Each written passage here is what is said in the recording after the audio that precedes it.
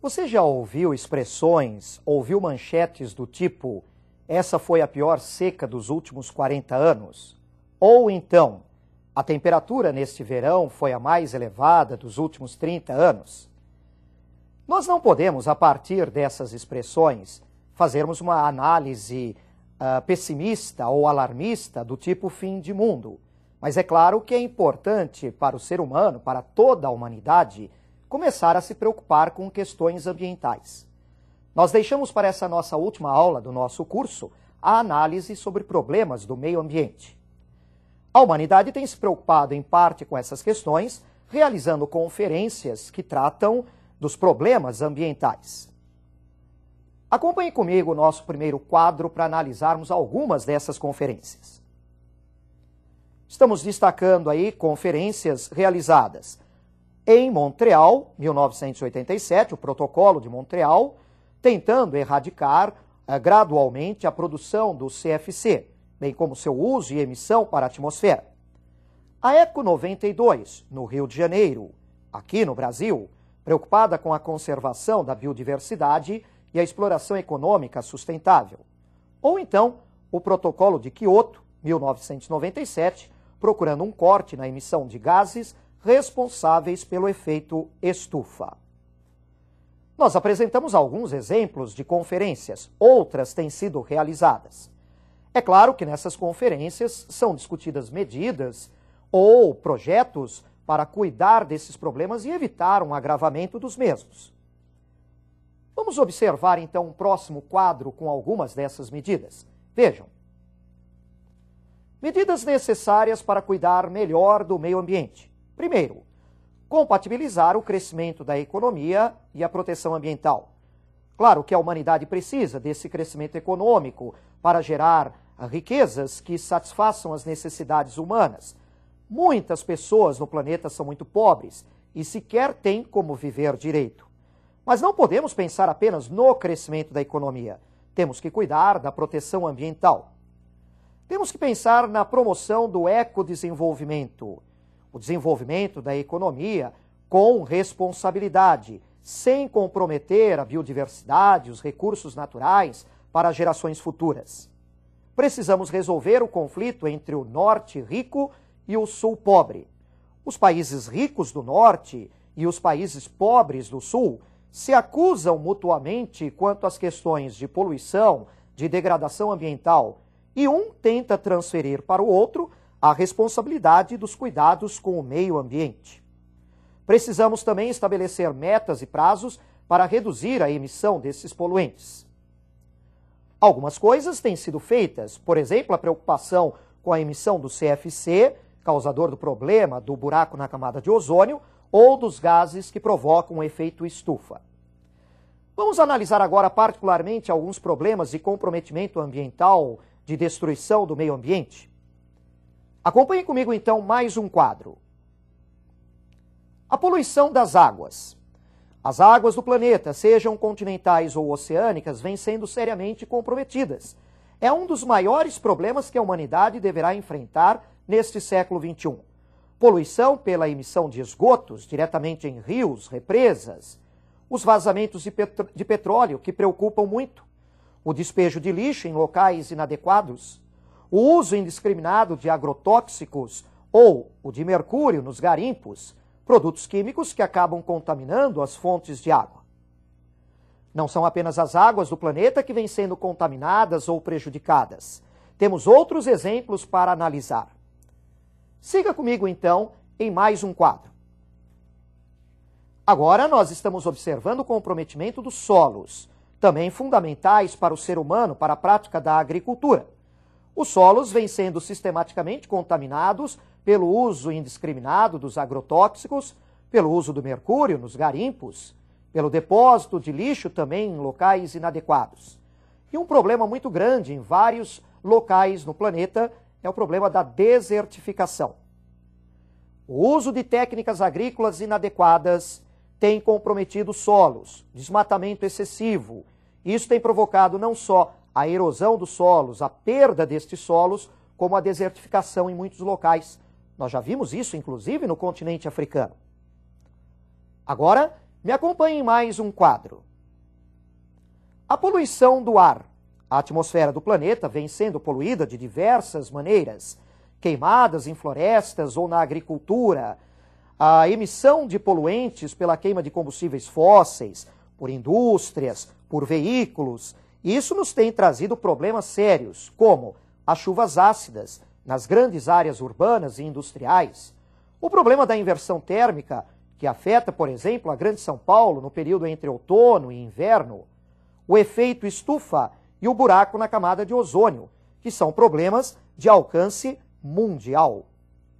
O efeito estufa e o buraco na camada de ozônio merecem um cuidado especial, porque podem trazer à humanidade sérios prejuízos e talvez até comprometer a própria sobrevivência de muitas espécies, incluindo o ser humano, no futuro, caso esses problemas se agravem muito. Agora nós vamos analisar mais algumas questões ambientais através de alguns mapas. Vamos ao primeiro mapa em relação a problemas no Brasil. Nós vamos analisar o comprometimento de vários ecossistemas brasileiros. O ecossistema amazônico, apesar de uma grande repercussão internacional, não é dos ecossistemas mais alterados do Brasil. Temos 15% de alteração, provocados, por exemplo, pelo desmatamento, por queimadas, erosão do solo. Observamos também nesse mapa a alteração da Caatinga. O ecossistema da Caatinga já foi muito alterado por séculos de ocupação pela agropecuária. Na sequência do mapa, nós vamos observar mais ecossistemas brasileiros. Agora nós podemos observar mais dois ecossistemas. O ecossistema do Cerrado, no Brasil Central, uma destruição muito rápida, um rápido desaparecimento, principalmente pela expansão da agropecuária. No Pantanal, problemas de assoreamento dos seus rios, contaminações por agrotóxicos e mercúrio e caça e pesca predatórias. Na sequência do mapa, outros ecossistemas do Brasil. Vejam agora os mangues.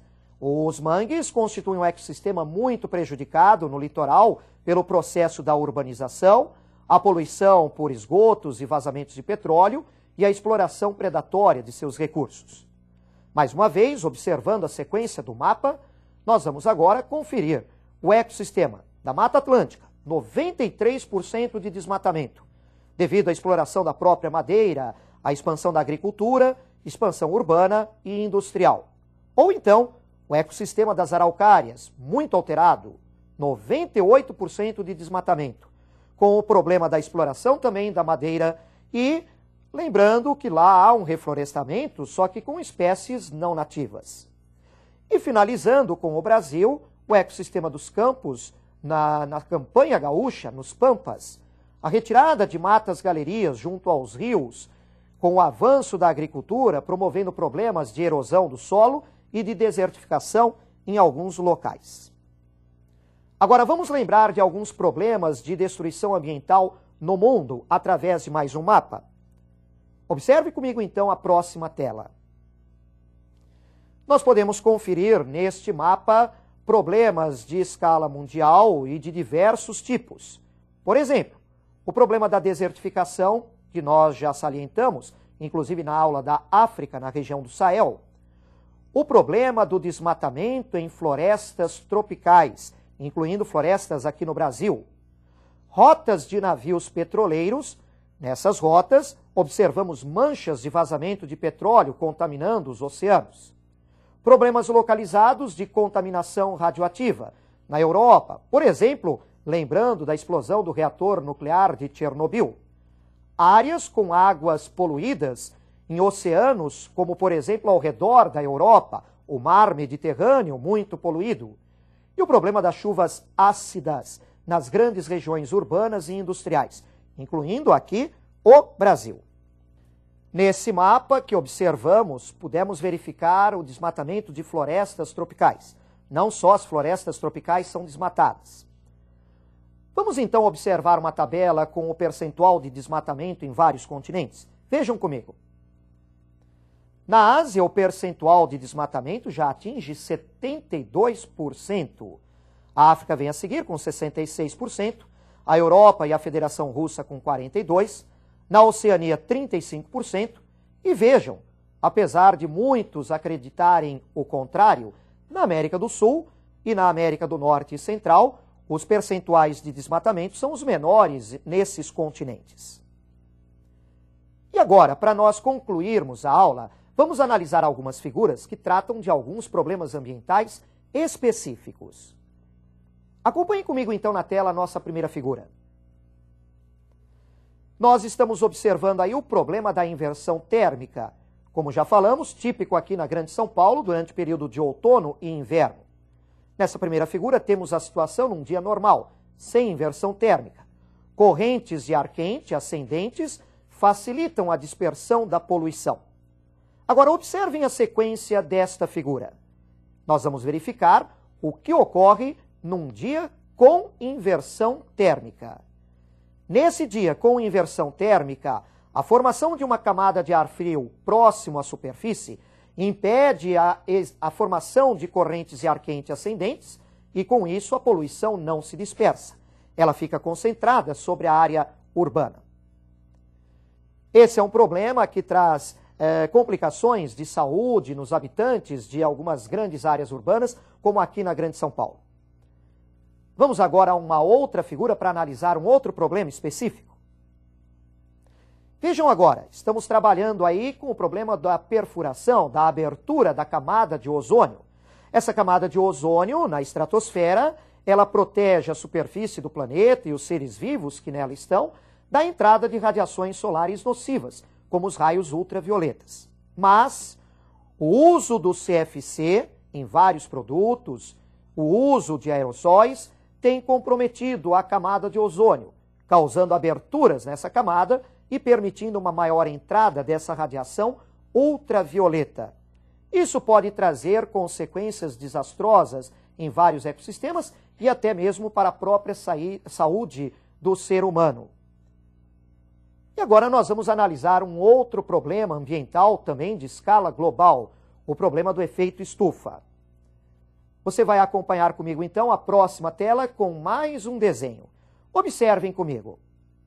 Nesse desenho que está mostrando para vocês o problema do efeito estufa, podemos observar que as queimadas em florestas ou na agricultura, a emissão de gases poluentes por veículos, por indústrias, acaba jogando muito material na atmosfera que dificulta a dispersão da radiação solar recebida pela Terra e refletida pela superfície.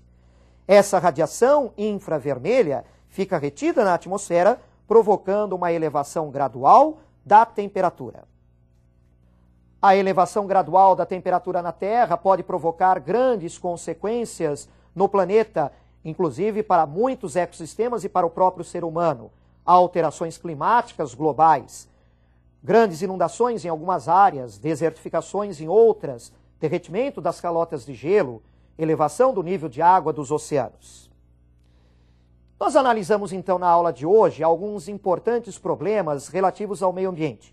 Muito cuidado com isso para o seu vestibular. É um assunto que vem aparecendo com maior frequência nos principais vestibulares. E assim nós chegamos hoje ao final do nosso curso.